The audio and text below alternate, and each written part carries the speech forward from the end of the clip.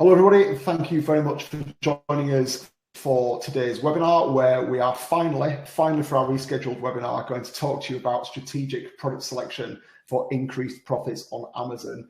A big thank you to those that are joining us today. A big thank you to those that were supposed to join us last week. Now we've been rescheduled into today. We were all sat ready to go live, and about 5 minutes before go live, the webinar platform crashed, which meant you couldn't even get in. We couldn't explain what was happening, but hopefully received our email, and thank you for putting some time into coming and joining us again. Big welcome to our two guests. We've got Becca Woollin. I keep wanting to call you Becca Ken, no matter what I do, I keep going back to your maiden name.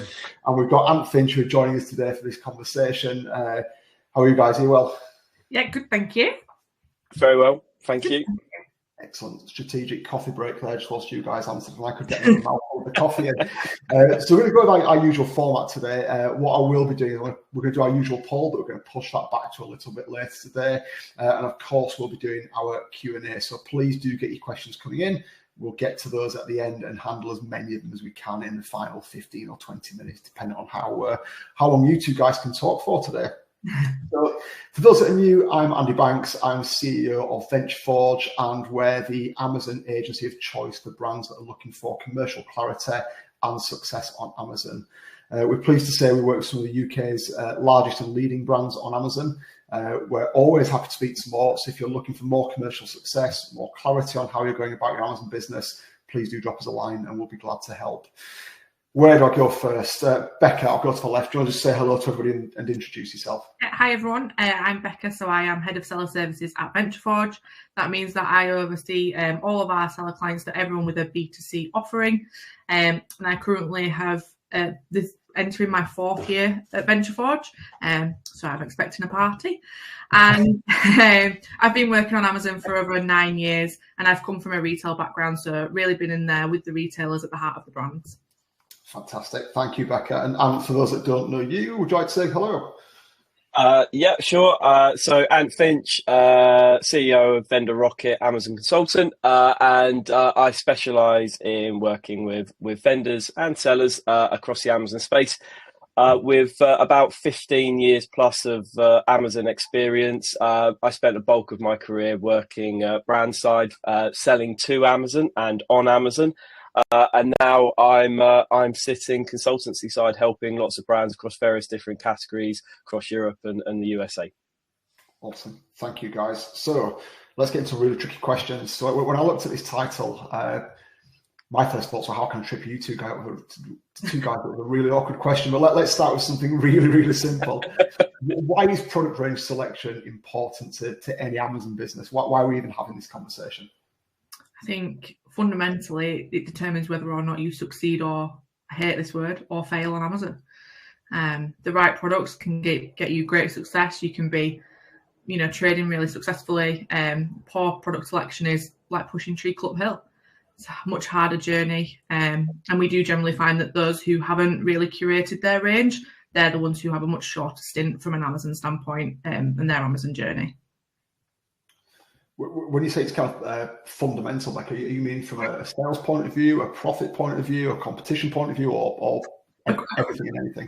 Everything across the board. I think, my personal view is that you should have a really strong blended mix from a catalogue. So you should be looking at products that do really well from a profit point of view. So they're the ones that are maintaining your profit line.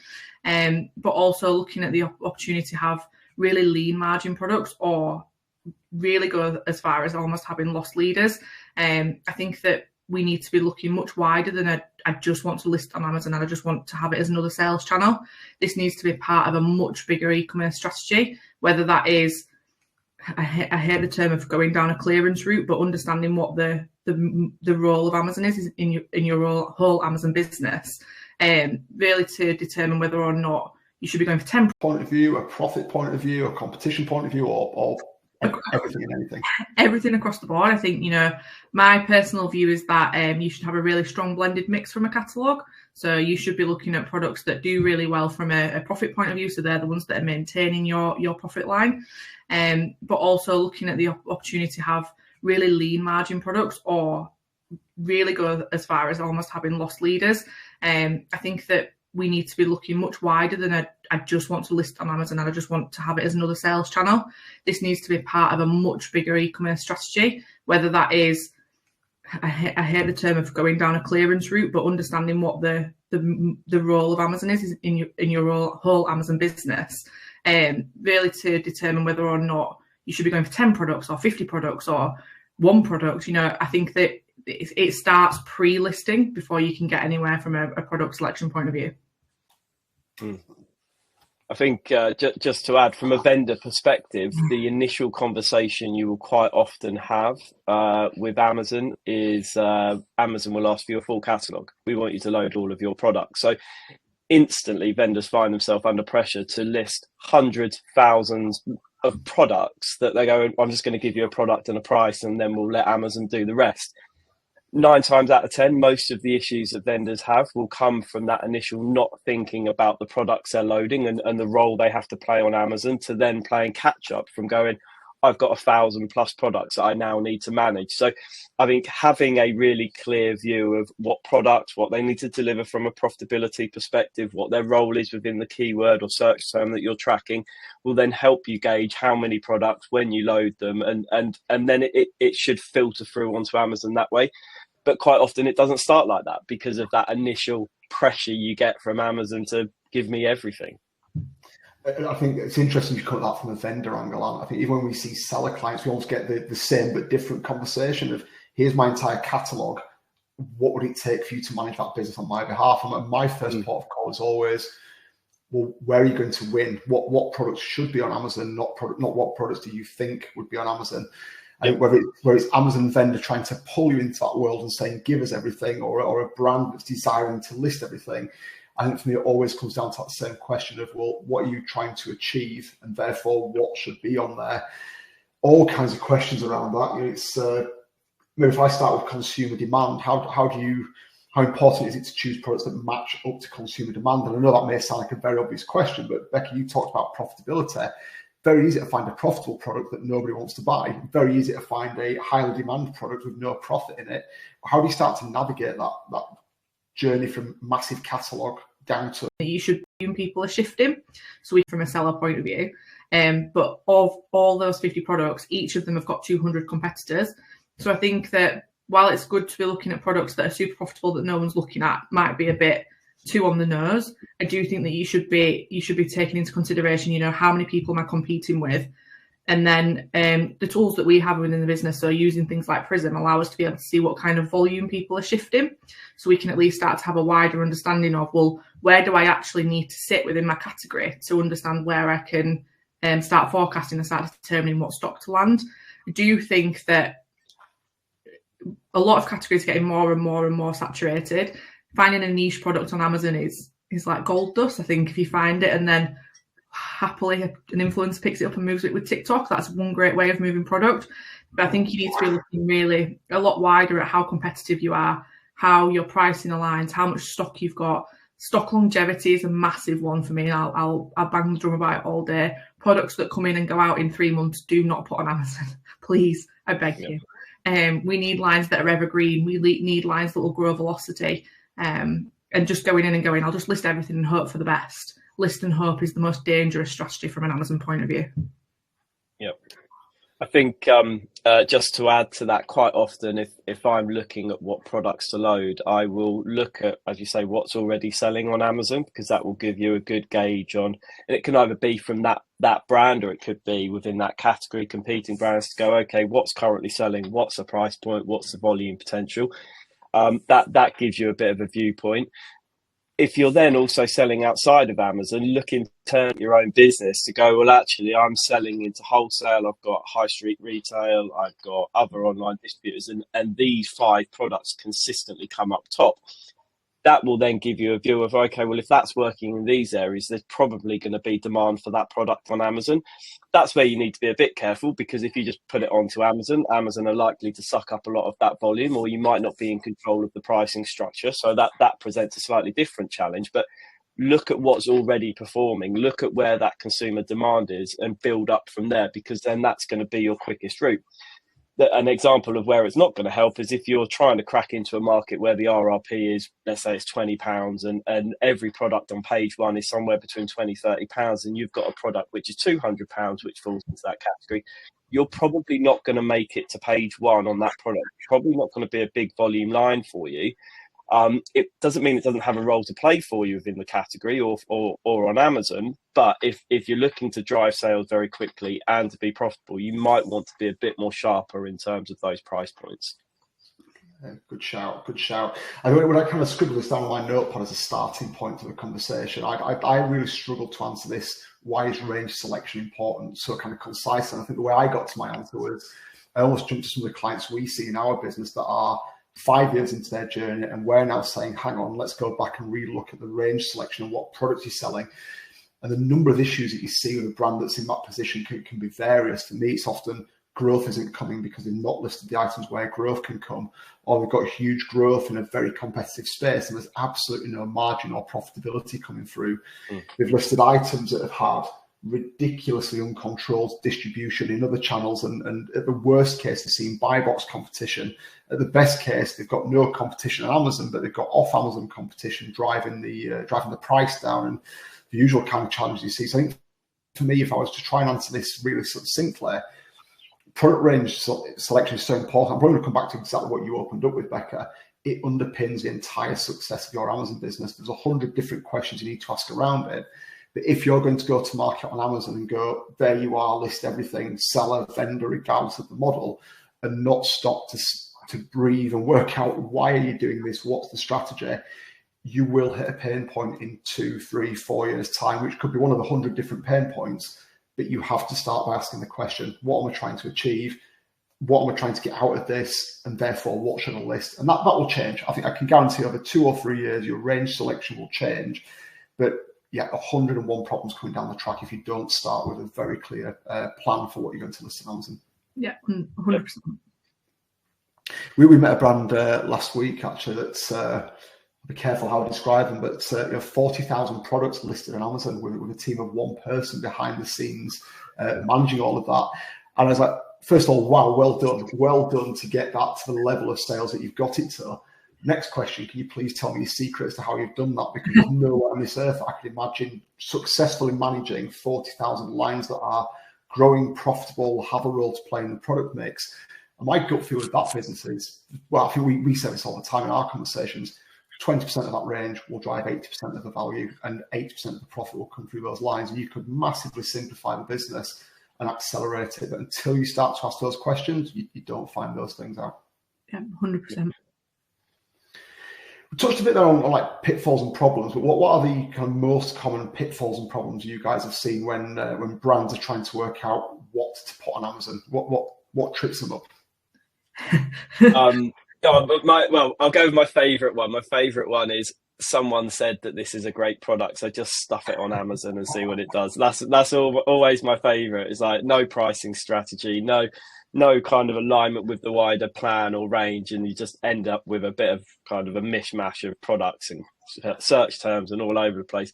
And the second one is we use it to dump clearance on there. I think, Becca, you've already said don't do that. It's just a nightmare. It costs a load of money to do it. It's just a drain on time and resource. Just avoid it from a clearance perspective if it's a one and done. Yeah. So yeah, they're my top two. When I've written the notes for what I'm going to talk about on the call, my top one is stop doing clearance. But I think there's a couple of things. I think the listing everything is just too dangerous. I think you're never going to be able to manage everything at once. So keeping your range as small as possible or as tight as it needs to be. But then from a seller point of view, understanding the actual size of your products. We have a lot of conversations ongoing at the minute from a volumetric point of view where products are just too big to work on Amazon. So you might be generating $2,000 worth of sales, but you're actually only generating £500 of revenue or profit because your volumetrics just don't stack up. It's getting harder from a seller point of view to hold big bulky items in the fulfillment centres. But I think just looking at it from a much wider picture of, well, so just told me to list on Amazon because it's really easy. Like it's not. There's 3 experts on this call telling you it's not easy to do that. I just think it's just thinking about a much wider picture than just, well, I think it'll work. There's so much more at play. I think just to add on to that, it's the wider market pricing structure as well. That whole distribution model, where pricing falls within the rest of the market, where Amazon falls, where that plays, because you quite often see that on both on seller and vendor, I guess, but more so on vendor. I've seen it where you load a product, you think it's going to be selling for this price, Amazon are going at this price, you go and hold on a second, it crashes your net PPM. And then all of a sudden they're tracking another retailer where someone else in the business has done another deal for a lower price. And then it just becomes a whole mess that you spend more time trying to sort that out than actually focusing on driving growth within the business or growth on Amazon and optimizing your products and advertising, etc. So spending time up front to go, what is the pricing structure? How will that compare it next to my other retailers or other brand partners that I work with? And then what does that listing translate to a consumer when it lands on Amazon? If I put that pricing structure in place, it will then give you a bit more confidence of going, actually, I'm launching this product. I expect it to be at this price because of X, Y, Z. And normally it will end up at that point. Whereas using your example of 40,000 products, you can't possibly know where the pricing is going to land on 40,000 products unless you're only selling to Amazon, where, you know, lots of brands now have got multiple touch points in the market. So there'll be multiple reference points for RRPs. So I think spending time up front, particularly on the vendor side, of understanding your routes to market and making sure it's really, really clear of what that RRP will be when it hits, will pay you back in hours and hours and hours of lost time further down line, whether it's a year down the line, 2 years down the line. It really is kind of that start point that will save a lot of heartache and stress. Yeah, we've seen products that have had an RRP set by a brand, and then they've got 20 other resellers, as we our affectionate term for them, where that price disparity can go from anything from 10% below or hundreds of pounds more. And it just does so much damage to your brand and your customer trust that it's too hard to then work back from. You might as well just pull that line out and run without it on Amazon. Yep. Good shout. Well, what are your thoughts on products that don't really have latent demand on Amazon? And the reason I'm asking that question is, for me, Amazon's all about, there's a demand from the consumer there. So it's about putting your product visible in front of that consumer when they already know what they're looking for. So biros, rulers, keyboards, mice, everyday commoditized product is great for that kind of stuff. But we've spoken to brands in the past, Becca, where they've got, I want to make up an example here. I've just created the world's best CBD infused football boot, and it's going to be brilliant for football. Now, if that's the thing, God help us if that is a thing. But there's consumers on Amazon, they'll buy this stuff. And I really struggle to see a role for Amazon in trying to build a category. If you're effectively creating a brand new category rather than putting a product into a latent demand, you can do that on Amazon, but that requires huge budgets in terms of awareness building, and that's a longer term game. And although I say, yes, you can do it, I think for me, that's a real big pitfall. If you're trying to build a new category on Amazon, I'd be asking the question of, is that the right channel to do it in? Build the category first and then come to Amazon when you start to build awareness. And I think it's how much of that product makes up your range. So is that one product in 50 products, or is that one product of 2 products? Because the more you can grow the brand halo, the more chance you've got of being able to sell these more unique products. I think we've talked to quite a lot of brands around how can they use external traffic. This situation where you've not got that latent demand on Amazon is great for a multi-channel strategy, because you'd be able to use the size and volume of your external brand presence, but you have to know that it's not going to be a free-for-all. It's going to take time. It's going to take money to drive that traffic and get them to convert. So for me, if it's 1 in 10, list the 9, get them going, get them succeeding, get them growing, and then list the 1 as a much wider strategy, looking at a storefront to explain why they should buy that product, and rely on other tactics other than just search to drive the traffic. Yeah. I mean, normally if I'm faced with MPD like that, the first thing I'll do is look at the search frequency for, if there's any similar products, just go, look, is there any demand there? Actually, people searching for similar products. If they are, you then look at price and you go, well, actually, most people in this area are looking for a product which is £20. yours is 40. So if I'm then looking at it going low demand, high price point, look, I mean, it's probably just a vanity listing that's going to help you from a brand perspective. But is it going to make your boat go faster and deliver more money through the front door and more profitability profit into the P&L? Probably go no. And also what I not quite often, but I do see that there is a case of going, look, I'm going to put more investment into this MPD. And then you go, yeah, but it's got tiny sales. So you're now taking money away from products that your bread and butter that are driving 80% of your sales into a product that isn't proven, that has no real sales traction. And actually what you do then is by trying to do that is you actually slow yourself down.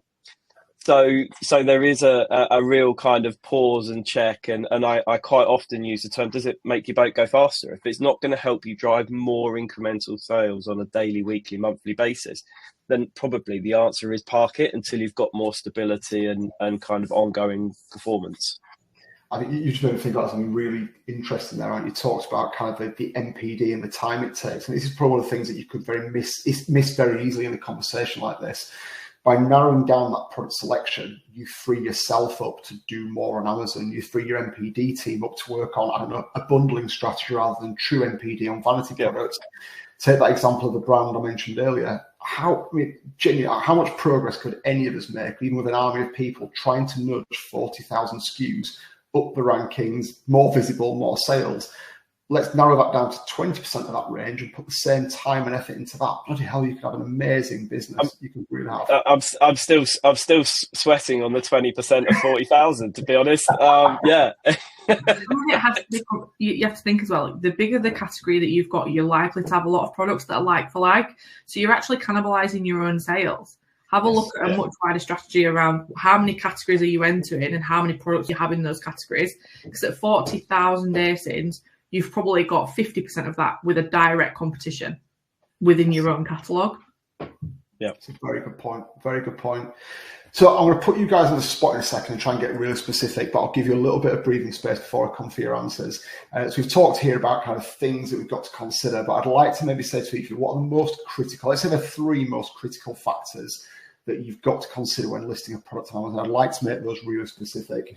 You've both got your notepads out, so whilst you're kind of getting your thoughts together, just a reminder to everybody watching, we are going to Q&A at the end, so please keep your questions coming in. We will have some coming in that I know have been emailed into us before the webinar, but keep your eye on the questions button, bottom right-hand corner, and we'll answer those towards the end, or maybe some as we keep going.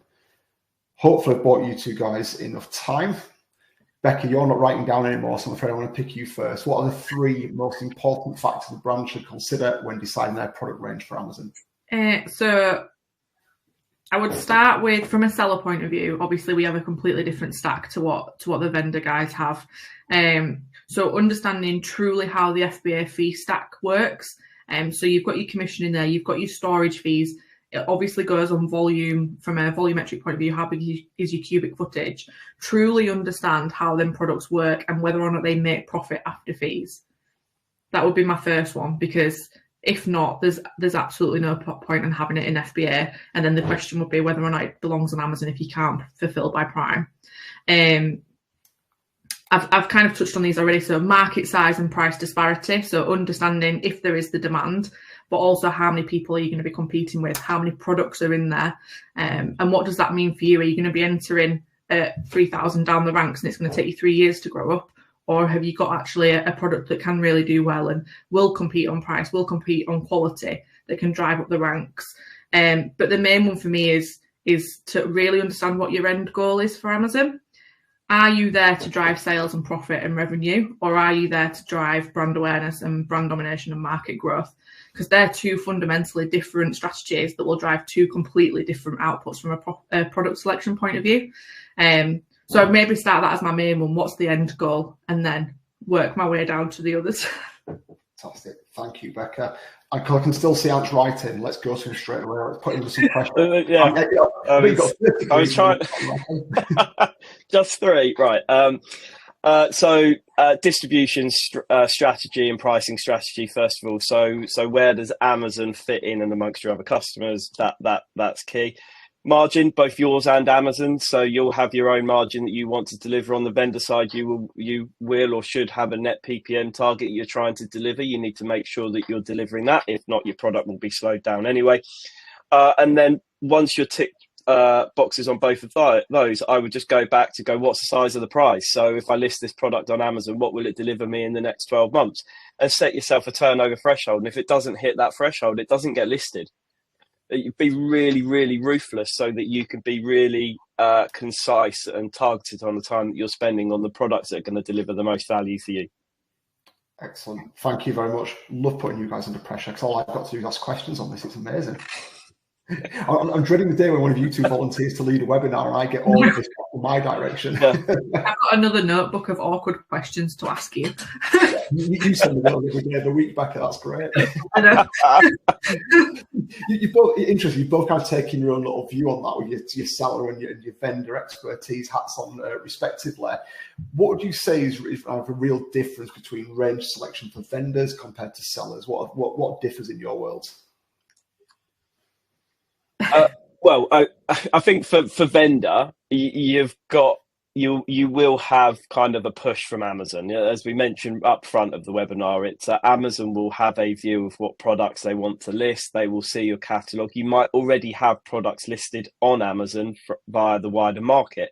So Amazon will already have a view on performance of your brand. So there will be a bit of kind of guidance from them, which you have to navigate. Bearing in mind that complete catalogue selection is the number one kind of objective initially from your vendor manager or your Amazon contacts. So that for me would be the biggest point of difference, because you won't get that on seller. Not really. Well, no, you won't get it at all. It'll just be you list what you want to list. So you've got a bit more freedom. Yeah, it's 100% that we can. I always like to use this big bold term on seller. We control our own destiny. We can put on whatever we want, but that doesn't mean that we should. It should all be done methodically. I feel like we're sort of beating the same drum here over and over, but just really thinking about a curated range. But also, it's got to be from a service and deliverability point of view from a seller side. You know, the one perk from vendor is obviously that you get in the next day delivery, you get in the Amazon promise. If you're not going to match that from a seller point of view, or you're going to struggle to match that, I would be questioning whether or not the products can be on Amazon. You know, we want to be trying to get products into Prime or into FBA, or products that work really well from SFP. And if they don't stack up from a commercial point of view, then they're not products that can work from a seller point of view. Is there a price point question here as well? Because I know when we talk to clients, it's typically somewhere around kind of £10 to £15. Below that point, typically may only work on, I say typically with lots of caveats, but may only work on vendor. Typically above £10 to £15, assuming it's a pretty standard sized item, typically can work on seller and generate margin.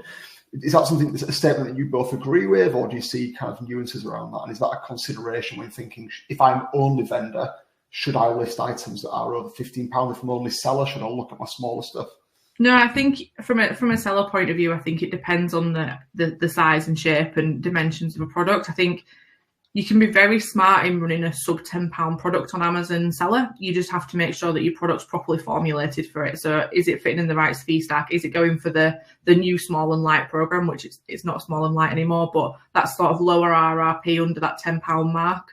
But you can make it work. It's just making sure that you're formulating products to fit Amazon rather than making Amazon fit a sub £10 product. Yeah, it's I mean, typically on vendor, Amazon don't really like low ASP products. So if you've got anything that kind of that trickles in below £5-6, then that tends to be, over time, it might be eligible to be delisted. Amazon can move that threshold around a little bit, but it's anywhere kind of above £7, maybe £8 as an RRP, you'll probably be okay as long as you're delivering your net PPM target. So yeah, when you're thinking about it, just low ASP products, Amazon want to serve high ASP. So look at pack size variations of products or bundles that help you get a slightly higher price point, particularly if your range is naturally quite low ASP. So it is definitely a consideration to consider. Yeah, if you're going to sit there going, I've got a load of £1 RRP lines I want to load on Amazon, it might not even get through the door, to be honest. It might just be rejected.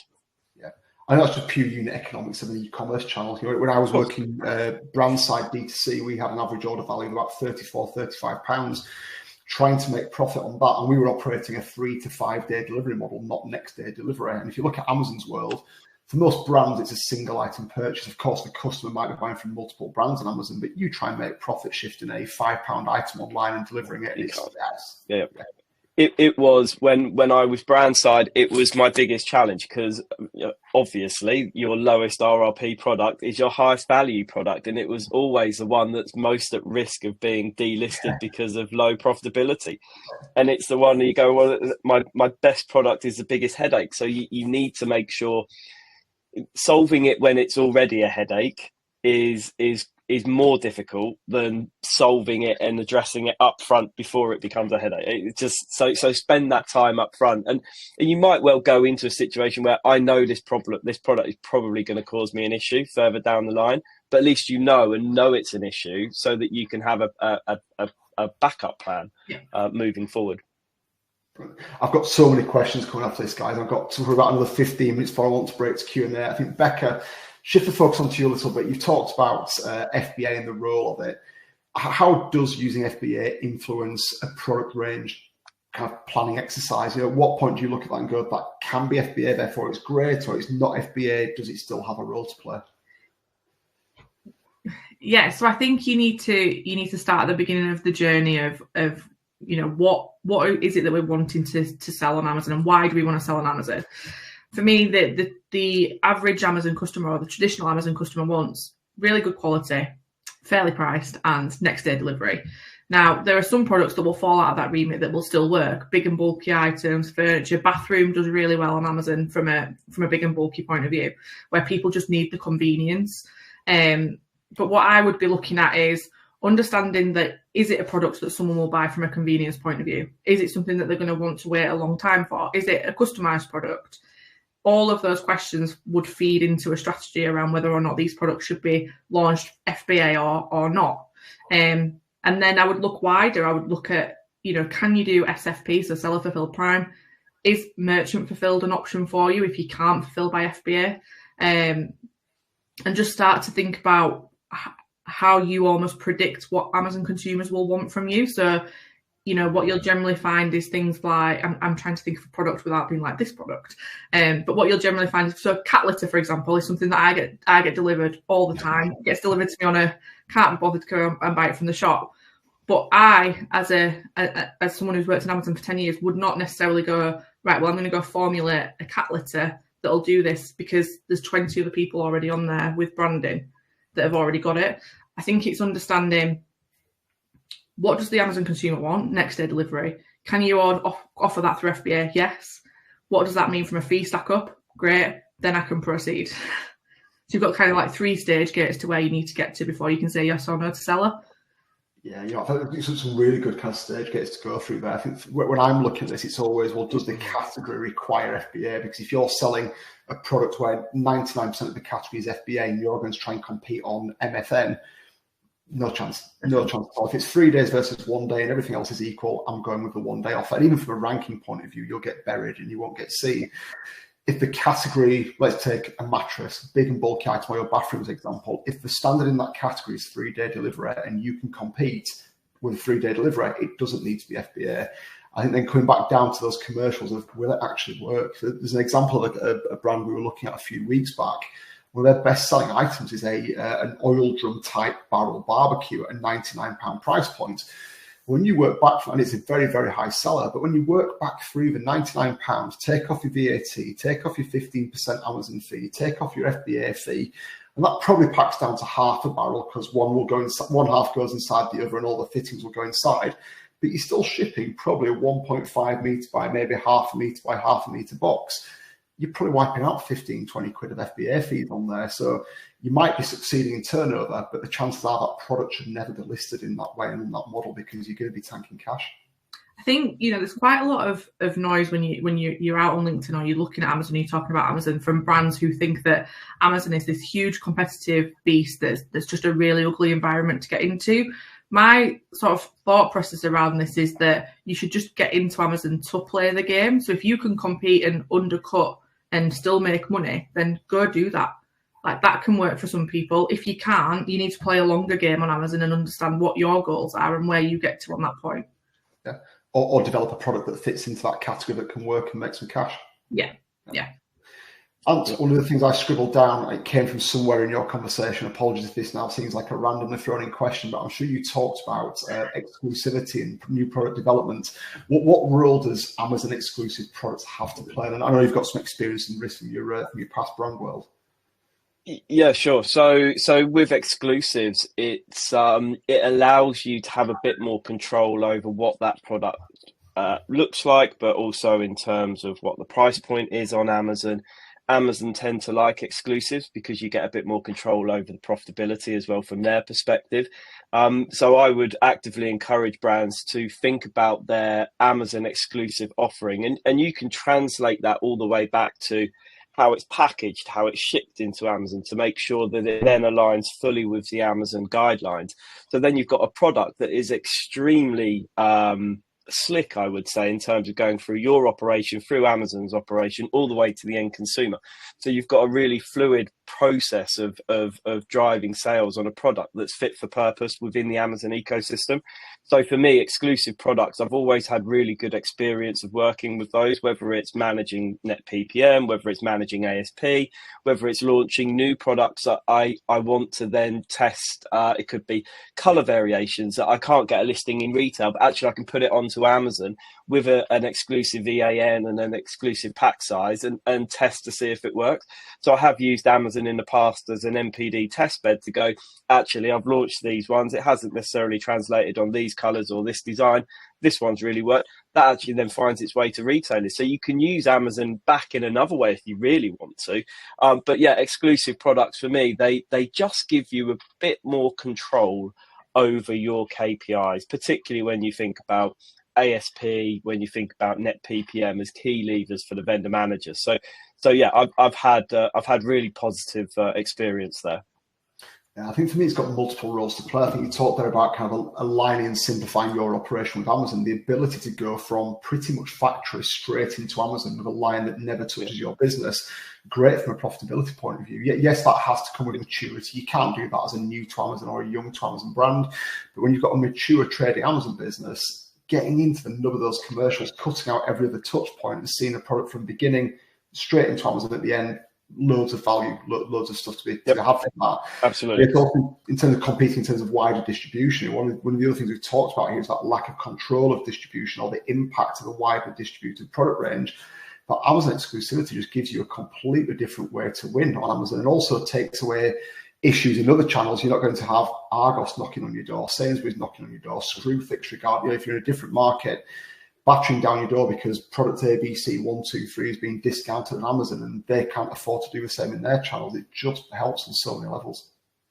Yeah, and it's if you go back to the activation side, so if you think about promotions, so if you're doing a deal engagement with Amazon and you're using SOA, or if you're not doing a promotion on Amazon but you're doing a promotion in another channel, that can then, let's say you do it in high street retail or on another online retailer, that then translates to a price drop on Amazon because Amazon will be tracking the market. That then in turn crashes the net PPM because you won't be funding it on Amazon. Exclusives just give you a whole new window to be able to do that. So you then control the tempo of the high-low pricing, or it could be EDLP pricing, whatever it is. So then, again, it's back to that control of RRP and net PPM. Yeah, I think for me, it doesn't even need to be true MPD. We've seen clients have huge success with unique bundling. I've made up an example, a client that sells pens and also notepads, creating a pen and notepad bundle. It just gives them a subtle way to differentiate that can be a baby step towards true MPD. Absolutely. I've got probably 2 more questions I want to throw at you guys before we open up to audience Q&A. And I know at that point, Ant, you've got to drop off because you've got some other engagements. Becca, you talked earlier about, in fact, we both talked about don't use Amazon for clearance. How about seasonal products? Does a highly seasonal product work well on Amazon, or can you make it work well on Amazon? Yes, as part of a wider range. No, you're not going to build an Amazon business selling Christmas trees 3 months of the year. Yeah. It's just all about the bigger play. Like you've got to have the brand awareness, the brand presence, the Amazon presence, And yes, absolutely, they can work. We've worked with a high street clothing brand who obviously their range is swapping in and out every season. But the way that we maintain that is talking to them about things like back to school that they'll always have every year. And that's how you maintain the seasonality. Obviously, things where people need the convenience. Christmas products are massive on Amazon, but it can't just be we'll jump on Amazon for Q4 and then we'll drop back off in Q1. You have to think about this as a much longer play.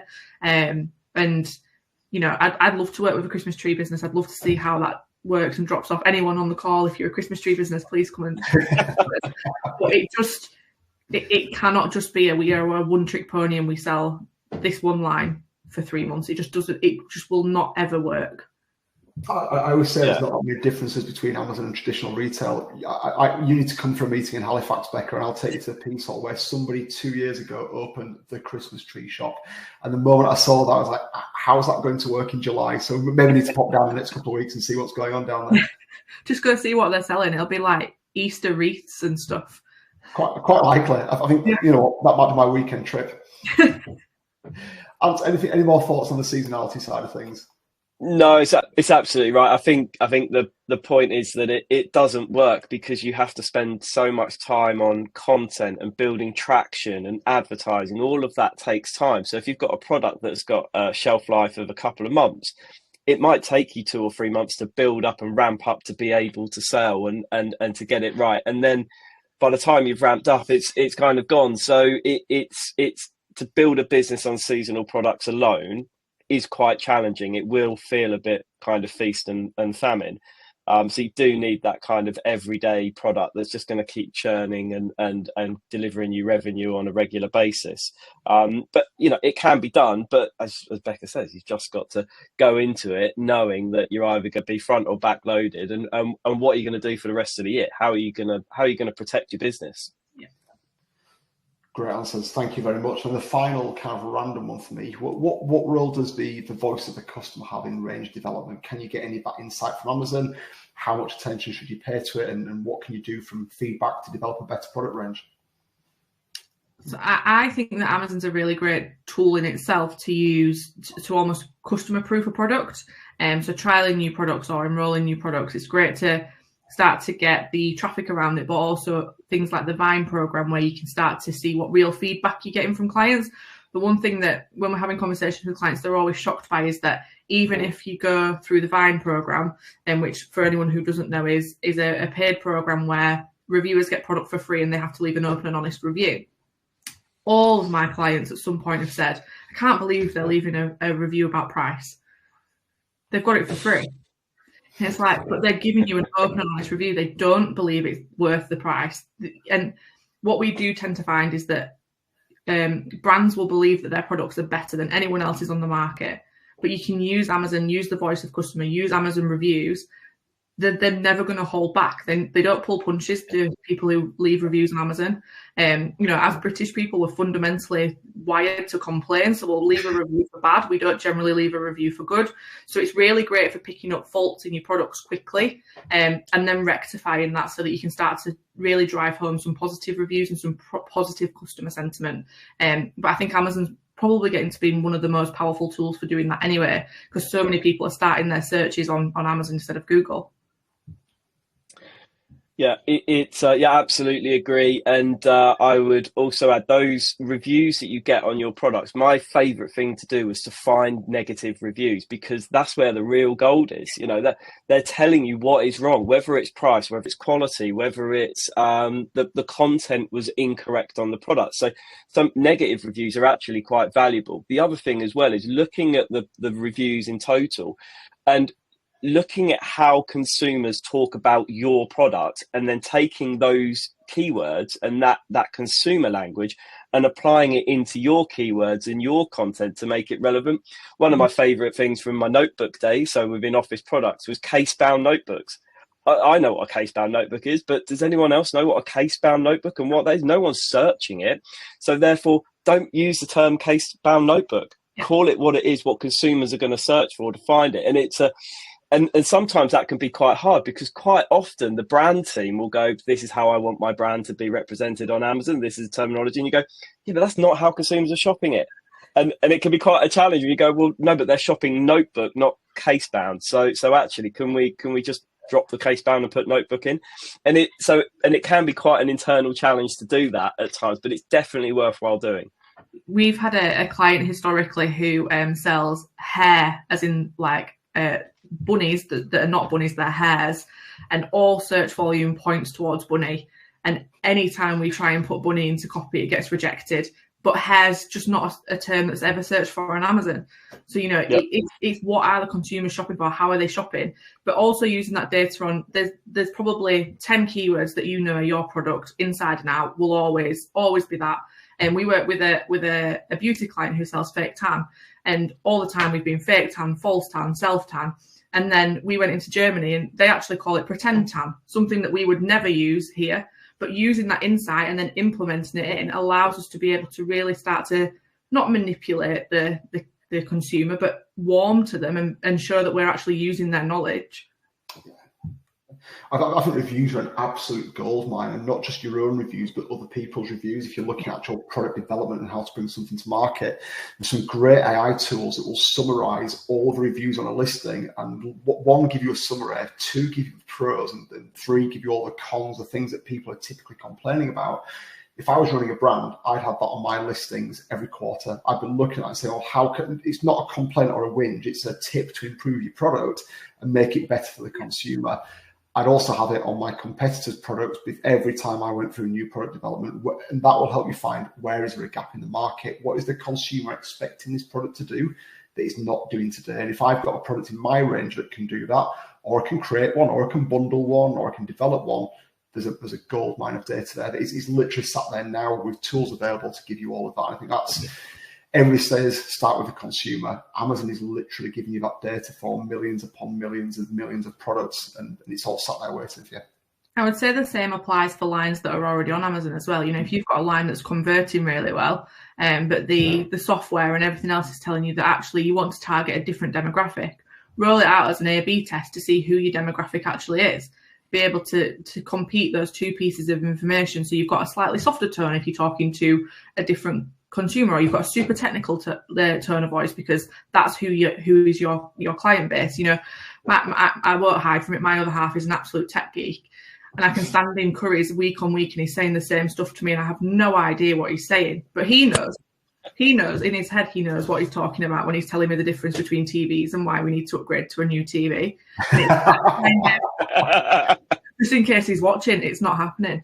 But it's that kind of knowledge that you're learning, is understanding, you know, who is that Amazon consumer? Because in your head, you'll have a brand profile. I've been in brands where we've had a specific person. We've even gone down to a point where we've called the client type a name. We've given her a profile. You know, it's Lisa and she does this and she's this old and she dresses like this. This is what she does on a weekend.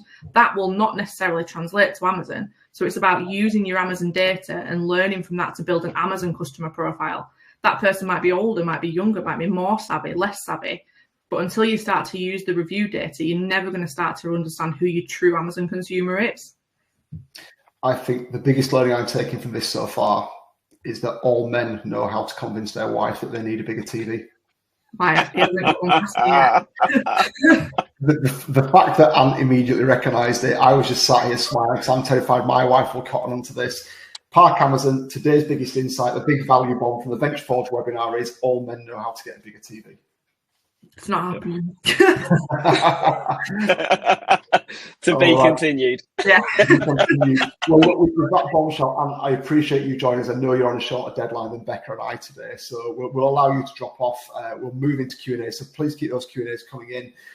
Becca and I will handle those as best we can, and if there's anything we can't get to that we need Ant's expertise on, we'll make that connection afterwards and get those questions answered. And thank you very much for joining us. We'll give you a couple of seconds to drop off, and then we'll head into the Q&As. Thank you very much. Take care. Bye. Bye. Hello, Becca. Here she comes. Morning, everyone. Hello. Right, so a little bit of a giveaway. I think we have both dressed identical, but due to all the technical issues we had last week with the webinar, we decided to pre-record that initial session. So if there's a hair out of place, if Becca's changed her necklace, if there's a picture, you're not going crazy. We did pre-record that, but we wanted to come on and do the Q&A live. Unfortunately, Ant wasn't available. So yeah, shock horror. I can see the emojis coming on the reaction, but we couldn't face another webinar of Becca and I sat here ready to go and the tech failing on us. So without further ado, we've got about 10 or 11 minutes left. Let's jump into these questions. There's some great ones coming in, so thank you very much for those. I want to go with the first one. I'm kind of looking at the more popular questions. The question from Charlotte: how do you know when it's time to remove a product from Amazon? Becca, do you want to start? And I'll join you on the answer. I was going to say, it can never go to Ant since he's not here. Yeah, I think I would be looking at your key KPIs. So understanding, what is the purpose of that product? Is it for you to be making money on it? Are you trying to drive brand awareness through it? If you're going down the route of we want it to make money in it, and at the point that you're looking at the data, it's not making any money, I'd be looking at the amount of money that we're spending on ads to drive that revenue. How much is that playing into the total overall profit of that line? And just tracking against those I can't say that, that's a mouthful. Them key KPIs, if they're not stacking up, then that's a product that can be pulled off Amazon. It's not working. Try something new, put your ad spend somewhere else and drive something else. Yeah, I think for me, it's about understanding what role is that product meant to be playing in your strategy and what stage is it in its journey. Is it in a launch phase? Is it in a mature phase? Is it in a decline phase of its product journey? When you know what that product's meant to be doing, you can have those KPIs and evaluate it on that basis. So I think be clear on what that product should be doing, be clear on what it is doing, and make a decision just based on pure hard and fast data. I think the only other thing I'd add to that is just have a bit of a sense check. If you've got a product that should be working because similar products from other brands are, sense check your strategy, sense check what you're trying to do with that product before you just pull it. But if you've given it your all, if you're doing what everybody else is doing and it's not working and you've asked all those questions, don't be afraid to pull products off Amazon because it will give you more focus. Yeah, 100%. All right. It's not as easy when you've only got two of us, Becca, because I've got to think and read the questions and pick the ones that have got a nice flow to them. Question from Leah: what strategies can be used to manage seasonal demand? Becca, you talked a lot there about maybe the problems with seasonal demand, but we do work with clients. We've got clients in the toy sector where they are highly, highly seasonal. How do you manage a brand that's highly seasonal and tips into a particular period? Yeah, I think, if you've got a product that really, really backloads into Q4, as Ant said, it's about understanding what you do between Q1 and Q3. You can't just shut down your Amazon business. We generally find, so taking that toy example, we'll speak to a lot of clients about backloading all of ad spend, making sure that Q4 we've got fully covered ad spend, that we've maximising ad spend, we're even uncapping ad spend. But it's about everything else that we're doing in between. So making sure that you've got seasonal content live, or making sure that you've got seasonal campaigns live. So for I'll go back to the hair example that I used earlier, hair animal, not hair. We've got a client there that would do really well at Easter, Mother's Day, Valentine's Day. So look at how you can maximise the whole marketing calendar. A lot of people generally don't look at Amazon as a standard retailer, but it really is. If you align it with the normal retail calendar, you'll have peaks and troughs, but making sure you don't downplay everything between Q1 and Q4 between Q1 and Q3. So making sure you're still doing the activity. It's really dangerous if you think we're in Q4, we trade in Q4, everything goes to Q4, so we won't do anything from Q1 to Q3 because you're doing so much damage from your bestseller rankings that you'll struggle to recover. So when it comes to Q4, you won't be able to get any of that spend away. You won't be getting as much conversion as you should be. I think that's a really important point. BSR, bestseller rank, or basically an indicator of your velocity, is relative to the category. So it's not your product that's seasonal, it's probably the category that's seasonal. So if you don't trade hard through quarter 1, 2, and 3, and you drop down relatively in your category, so let's say also you drop to the middle of the category or the bottom half of the category, as that seasonality kicks in and you come to Q4, relatively, yes, your sales will go up, but relatively you're still sitting middle to bottom end of the pack, and you won't get to that peak volume. So you're right, you can't see a seasonal business as a business that you only work on in season. It's got to be traded and you've got to maintain your velocity throughout. Yeah, 100%. And I think, looking at a range that has a wider scope than just that seasonality. So we know toys and games will go big for Q4, but there's also the summer holidays. We also have Easter. you know, there's a lot of time in there where you can build peaks and troughs and almost try and dictate your own peaks and troughs. You know, I think there's only one category I've looked at in the time we've been running Venture Forge that has been truly seasonal and polarizing, and that's diaries. You know, people only really buy a diary around November, December, maybe the first few weeks of January, and then it dies a death. But you then look at the toys market, it is seasonally biased, but you've got, like I say, like the other key buying events. People have always got birthdays, they're always buying toys. You've always got back to school, you've got Easter, other gifting areas. So there's a lot going on outside of the peak season. Yeah. And before we go to the next question, I'd be really interested in probably asking a question back to people and putting a poll out to the audience, and just seeing as I kind of look, not buying myself time, but look through the next questions. How confident are those that are listening to this in their current Amazon product strategy? I'll leave that up for a quick second whilst I get the next question up. So there is a linked question here, Becca, to one of the questions we've just answered. And where did that one come in? It's all moved around. There's another question came from Fiona. We talked about when to remove products, but I don't think we talked too much about what is the actual benefit of removing a product. For me, it's focus. It's focusing your ability to focus on the lines that are then going to go on and be successful. You can't, if you're managing 20 products, you'll be a lot more successful on each product if you're managing 10. You know, no matter what numbers you're dealing with there, the smaller of a range you're managing, the better effort, the more effort you can put into a particular line. But there's also some commercial stuff. You know, if that line is not performing on Amazon and it's not performing elsewhere, if you discontinue that line across the business, it's working capital. You know, you've got working capital that's released. Even just in the Amazon world, you've freed up storage space potential, you've freed up advertising budgets to move into other areas. So I think the short answer for me is it is all about focus, but in many areas, trying to push something that is just not working is a fool's game, providing you've given it all your effort and not just given up easy. I'm a massive believer in knowing when to quit. You know, if the end game's worth it, don't quit. If the end game's not worth it, you should quit. If the end game is worth it and it's hard, keep going. You know, but knowing when to quit is very important. It allows you to focus. No, yeah, I completely align with everything you said. You know, when you've got too many products, you're spreading yourself too thin. How do you know what's happening with your buy box? How do you know where you're losing money? How do you know where Amazon's discounting or matching retailers? Or you've got such a narrow view of visibility that if you've got a massive inventory, you're probably only looking at 10%, 20% of it at a time anyway. So my question would be, if you've got 100 products, how many of them are actually driving meaningful revenue or meaningful profit for you? And then you can start to filter out the products that just won't work. Just looking at the poll responses, this is probably one of the more polarizing ones where actually I'm a little bit happier than I am on usual webinars. We often see lots of people with relatively negative answers. I think what's really is reassuring here is people are somewhat confident in the main. You know, they have a strategy, but it could use improvement. Really disappointed that we've only got one person that's very confident, but also quite happy that we've not got anybody who's not confident at all. If anybody does want some help looking at their product strategy, we do this all the time. Help brands understand through a service that we call product range optimization, which range to take to market, and also linked to our selling model optimization service, how to take it to market, whether that's seller or vendor. I'll say seller today, Becca, because you're here and Ant's not with us, but just taking a genuine view on how can you take a product to market and get the most success with it. Jumping back into the Q&A then, Georgia, you'd like to know, you know, the UK is quite different to Australia. I'm assuming your brand is in Australia. How do you expose the best products that do well in Australia on the UK market? And is the UK more pay-to-play, or is it, I guess, similar to the Australian market? From my point of view on that, George, I think there's not a great deal of difference between how any Amazon market works. The functionality, the technology, I suppose the way in which a product gets surfaced is the same across almost every Amazon market.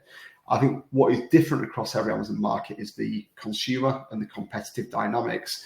So is the UK more pay-to-play than Australia? I'd argue that you have to start with really good consumer research, understand where the consumer demand is. There will be different consumer demand in Australia than there is in the UK, and your product assortment will be different.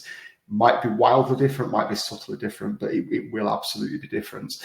The competition will absolutely be different, and the way what they're listing, why people are choosing their products will drive your decision.